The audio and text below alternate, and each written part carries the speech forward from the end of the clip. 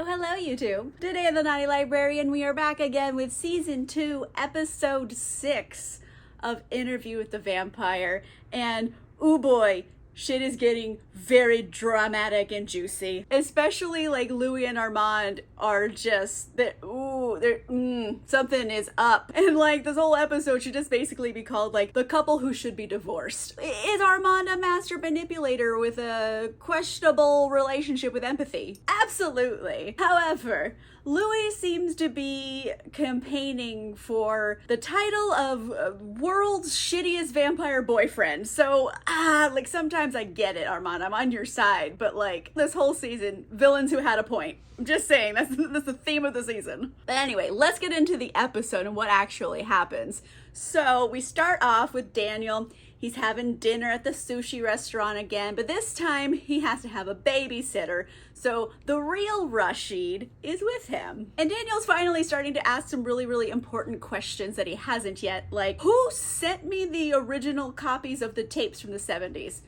Because they just showed up in my mailbox one day. Like, who's running the show? Who is the actual puppeteer here? Because we don't know yet. I'm assuming in the next 2 episodes we will find out, but like... that's gonna be a big reveal. And then they pulled, like, I feel like a book nerd fake out because I was so excited for this to happen, and then it turns out it's not happening. But anyway, Rashid needs to go to the bathroom, so he leaves for a few minutes, and then Raglan James from the Talamasca shows up, and I was like, oh man, Rashid and Raglan are not in the same room together. Could they be the same person? Because, you know, Raglan is really good at thieving bodies. He steals them. He can swap bodies. And, like, his main body he uses in his book is a handsome half Indian man. So I was like, oh, is this confirmed? It was a theory I had in my brain. However, it's not true because Rashid does walk back out into the room. So that was a little bit of a fake out. But it's okay. We do find out a bombshell here that Rashid is actually also working for the Talamasca. I kind of figured that one out, but it's nice to have it confirmed. But back to the story. Daniel talks to Raglan for a little bit, and he's like, hey, what's the Talamasca all about? Like, how big is it? Like, can you help me not get murdered by vampires? And it's a really funny moment because Raglan's like, no, we're really bad at keeping our agents alive, which is so true for the books. In so many books, the Talamasca is a presence. I would borderline say they're almost useless. They basically just observe and report the supernatural. When they do send in an agent to be involved in the supernatural, they're batting probably 0 here. There are so many dead at Talamasca agents between Vampire Chronicles and Mayfair Witches. And here's a little interesting book tidbit for you. The founder of the Talamasca is a literal ghost. What? A ghost runs an organization? Yup, he does. Surprise. The books get really weird towards the end of the series. But Raglan is on Team Daniel, and he's like, Daniel, I want your book to be published. There's like a lot of people at the Talamasca who just want to get this shit out in the open already, rather than like having to report it to governments and having them deal with it. Stick it out in a book. Say, like, here's vampires, everybody, they're real. And likely, I think this is going to be the reason he gets kicked out of the Talamasca, in the show at least, because in the books, Raglan was basically a kleptomaniac and he just kept stealing stuff. And then they throw in a big old book Easter egg because Raglan, he's telling Daniel, like, hey, I think you're doing a really good job at this interview. It's like masterful. Frankly, you know what? If I could swap bodies with you, I'd be running the Talamasca by now. Get it? Because he's the body thief. I laughed out loud, but it's funny. So let's flash over to the apartment. Louis is really hostile towards Armand. I mean, for obvious reasons. He just found out for sure his memories have been wiped. But whatever, let's hit record and do this session of the interview. Let's flash back to Paris, 1949. The Théâtre is trying out their new play, which is basically like Vampire Waiting for Godot. But behind the scenes, we find out that Santiago has fully taken control of the coven. And Armand somehow doesn't know that yet, for some reason, and all the, like, theater members, they're all, like, passing around Claudia's damning journal and everything. And all of this is part of Santiago's plan here, even the play, okay? Because the play doesn't have any parts for women in it, so we have a bunch of female vampires without a part in the play. It means they can go off and do stuff, including going over to Lestat's lawyer and trying to get information on him. Is he alive? Or If so, where is he? All the tea. They're trying to get out of this lawyer. But he is a good lawyer and he's not just gonna spill, client information to them. So Santiago, all the way back in the theatre, takes over his mind and makes him tell. And that is a feat of power right there, okay? Like, Santiago is a lot more powerful than probably a lot of people even know. Cold-blooded, this guy. And Armand is, at this point, he's being played for a fool because all the vampires are against him and he doesn't know it yet. If you can't tell, I'm being sarcastic. Because we're gonna pause the story for a second because we got a flashback to the present and Daniel is calling bullshit on all of this. He's like, no, there is no way you didn't know what was going on. And Armand's like, oh, I was blinded by love for Louis. Daniel's just like, okay, so you're gonna sit here and you're gonna tell me that you, Armand, a 500-year-old super powerful vampire who can read other people's minds and freeze time, apparently, couldn't see this plot coming. Like, honestly, in the show continuity, Armand, he could have just knocked out the entire coven and then set them all on fire while they were asleep and burned them to death. Like, bing, bang, boom, problem solved, So the question is, why doesn't he do that when he is very capable of doing that? Oh, it's because this is how he wants things to turn out. Everyone's playing checkers and Armand is playing chess at this point. So Armand needs to, Uno reverse this right now. And he's like, oh, Daniel, were you talking to anybody when you're at a dinner? And Rashid and Daniel, they have an understanding now and they kind of just cover for each other. But even Louis like, Armand, why do you care if he talked to anybody? Armand, my love, what are you trying to hide? And I think it's mainly because from this point forward in the story, there's no more written records to corroborate any details because Claudia has made her last journal entry and it is before the events that we are talking about now. The only thing they have to tell this story are memories, and we all know now that those can't be trusted necessarily. So everybody's against Armand right now and he's just sitting there internally screaming because he can't do anything about it, but ooh boy, does he want to. Well, let's go back to Paris 1949, continue the story. We check back in on Madeline. She is working in her shop one night when the town thugs, I guess, come up and they start painting swastikas on her window again. And Madeline has had it with them. She's like, nope, not dealing with you tonight. Takes her iron, throws it at them through the window. However, she didn't stop to think of, oh no, now they can get into the shop, which they do. The men run in and they grab Madeline and they start dragging her to the back of the shop to assault and likely murder her. And all of this is happening while the pick-me woman with them is just encouraging it. She's like, please go do that to her. Seriously, ew. They all deserve what's about to happen to them. And you know what? Even the guy across the street who's watching this all happen and doing nothing to stop it. Oh boy, they're about to enter the Thunderdome, okay? It's about to get messy. Because it just so happens, Claudia was in the neighborhood that evening and she hears Madeline screams. Claudia comes to her rescue by slaughtering them all. And honestly, I'm not going to put pictures up because frankly, they're too gory for YouTube. But here are the highlights, all right? The neighbor next door who was doing nothing, he gets killed off screen. Who cares about him? One guy nearly gets decapitated from a door being thrown at him. And Pick Me Girl gets pinned to the wall with scissors through her neck. So she just stuck on the wall bleeding. And then last guy who was there, Claudia just eats them. And I mean, does anyone feel bad for them? No, fuck them. You go, Claudia. You stab them in the neck with all of the scissors. I live, okay? I love this.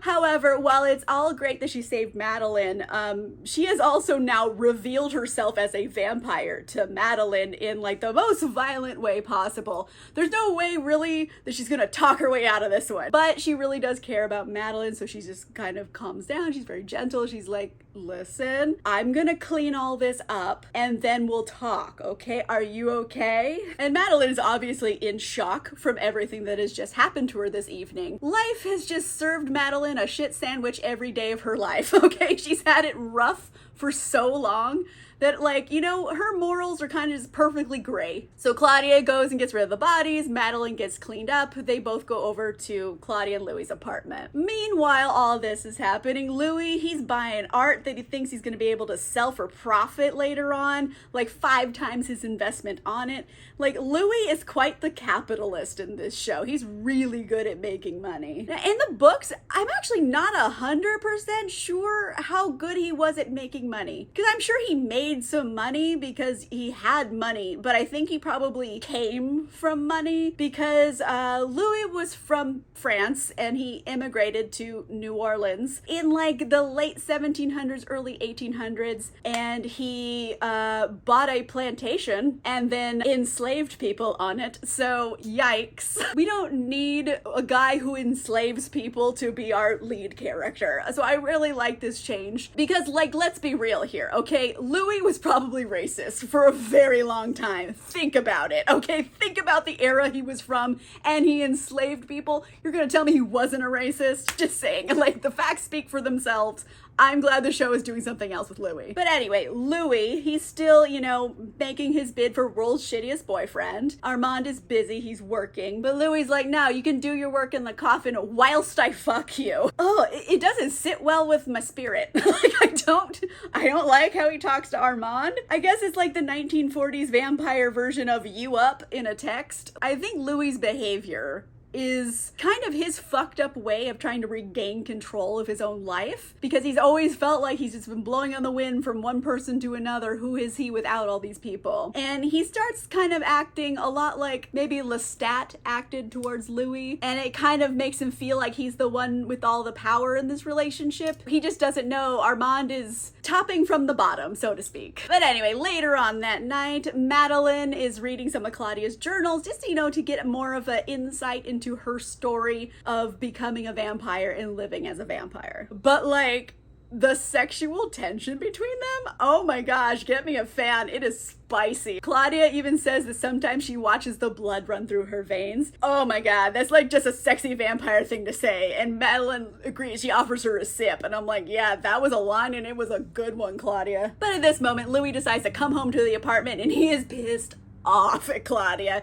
He's like, you have a human over in the apartment. She's sitting in my coffin reading your diaries. The fuck is going on? And like, I get it, Louis, it's probably something she should have brought up to you before she did it. You know, credit where credit's due in this instance, but like, Louis is just mad in general. He just wants to take it out on her. And even he picks up on the sexual tension because he's like, is this romantic between you? And they both say no, but Madeline says not yet. And I was like, ooh, it was that blood in her veins line. I know it. There's some sparks, and I'm like living for it. Claudia wants Madeline to be her companion because it's the person that she picked. Like, she's never gotten to pick before. It's always just been who's available. And the thing is, if they're gonna be companions, Madeline will have to become a vampire. And Madeline is kind of okay with it. Like, honestly, she's been through a lot of terrible stuff in her life. Her morals are kind of pretty loose. She's very much a survivor type of character. So honestly, I think she'd make an incredible vampire. Like, of all the vampires we've seen in the show, like, she seems suited for it. So to make Claudia happy, Louis calls Armand up. So Armand gets there and he is so pissed. Everyone enters his apartment angry.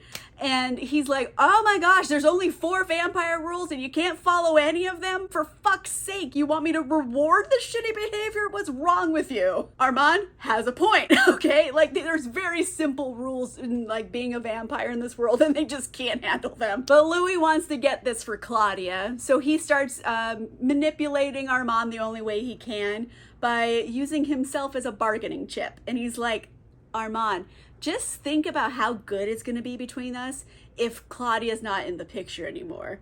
And like, what he doesn't know is like, Armand has already thought of this. So Armand, he goes and he's gonna like talk to Madeline for a little bit. And long story short here, Armand refuses to turn her because he hasn't made another vampire before. And if we're following the same timeline as the books, then that's actually true. Armand had never made another vampire before. I think Armand has only ever made one vampire, and it was Daniel. So yeah, he's just never made one before, and he finds it distasteful to make another vampire. So time goes on, and things at the coven just keep unraveling more and more.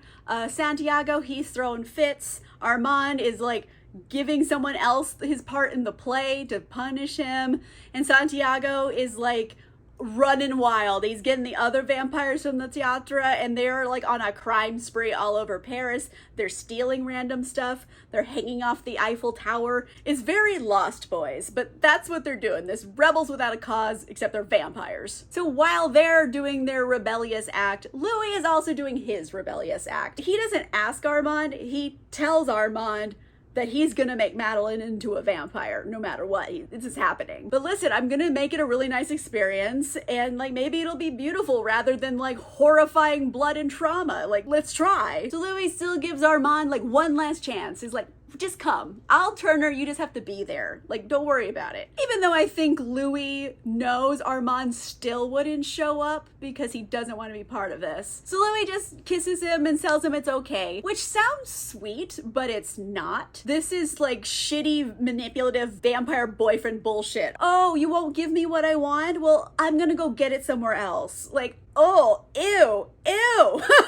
Just the shittiest boyfriend. Like, I feel bad for Armand, even though I know Armand is not the victim in this. But like, yikes, I feel bad for him. But Louis' whole idea of making, turning into a vampire a nice experience is interesting because in the books, you know, most vampires become vampires under extremely traumatic circumstances. It's against their will, for example, or maybe they're mortally wounded and they're given vampirism to save their life. But in the later books of the series, there's a lot of global events happening and it makes all the world's vampires kind of band together. So now there's like vampire society, and that's how they make new vampires in this new society. They have rules. They're like, oh, it's gonna be a really gentle and loving experience. Someone's gonna be with you when you wake up. In the books, it was Lestat's idea. And so Louis, with a little help from Claudia, peacefully turns Madeleine into a vampire. And it works fine. He did it successfully. Louis experiences a lot of her like past memories when he's feeding on her. And he even sees like Claudia in her memories. And he kind of knows he's doing the right thing at this moment, even though he doesn't really want to be making a vampire. Madeleine is going to be a far better companion to Claudia than he ever has been or could be. So while that's good and Louis feels like it is the right thing to do, he also is fucked up from it from a lot of reasons. And that's kind of in the book too. He also feels very guilty about it because he just made someone else a vampire and he hates being a vampire and he just did it to someone else. He already feels bad enough for making Claudia, kind of. And worst of all, he doesn't really feel anything about it. Like, Louis is shut down emotionally. It's kind of interesting seeing Louis turn into like apocalyptic Louis. Because in the books, after what happens to Claudia, Louis is not the same. He's kind of like that, honestly. Like, he just doesn't have emotions anymore. So Madeleine is a vampire now, and she and Claudia immediately leave Paris. And in the books, they actually don't leave. They all stay together for quite some time. And like Louis and Madeleine and Claudia are like playing house because it looks like two adults with their child. So while Louis is thinking about the consequences of his actions and feeling sorry for himself, Armand shows up with a little suitcase. And he tells Louis that the coven gave him a choice of either leaving or, you know, them murdering him. So he decided to leave the coven. And Armand basically chooses Louis over everything that he's built here. Because even though their relationship is super toxic, they do love each other deep down. It's just really toxic. So time goes on and it's just Louis and Armand being a couple. Claudia and Madeleine have left. They're off roaming somewhere else in France, I guess. One day they decide, hey, you know what? Let's have dinner and just like catch up because they spent a long time together. It's a really lovely evening, actually. Claudia and Louis are so genuinely happy with their new companions. But as they're having this lovely little evening and they're talking to each other about vampire stuff, and it's really like kind of family moment, I started noticing that Claudia's wearing a yellow dress. The way my heart sunk when I realized she was wearing the yellow dress, because in the book, Claudia is wearing a yellow dress when everything goes to shit. And guess what? Everything is about to go to shit right now. Armand, he steps away from the table for a minute. It's all kind of cute. And then Louis notices that all of the people in the cafe are frozen, which is an Armand mind control thing. At this moment, he realizes realizes Armand has betrayed them. Because shortly after his revelation, Santiago and a couple other coven vampires, they throw a bag over Louis, Claudia, and Madeline, and they kidnap them. And then we're off to the Teatro for a very special matinee performance. And there's Santiago in the spotlight just chewing the scenery because, oh boy, they're gonna have themselves a vampire trial. So the curtain pulls back, it reveals Louis, Claudia, and Madeline. They all have been beaten up and they're trying really hard to stay awake when the sun is shining outside. But backstage is where the real drama is because there's gonna be a very special cameo performance in the show. Coming all the way from America, everybody, in the flesh, we have Lestat de Liancourt. And then boom, credits, episode ends. Oh my god! He just dropped that bombshell on us and just end it! Like, they already made it a point that it was a matinee. Oh gosh.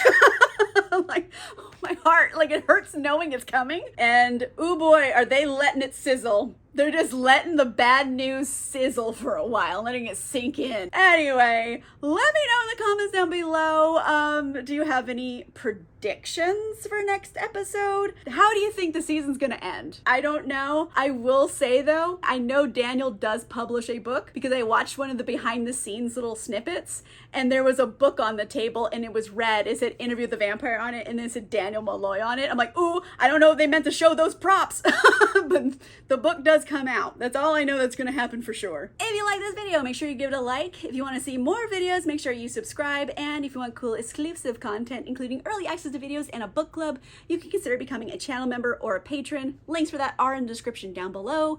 And on that note, I'll see you guys soon. Goodbye.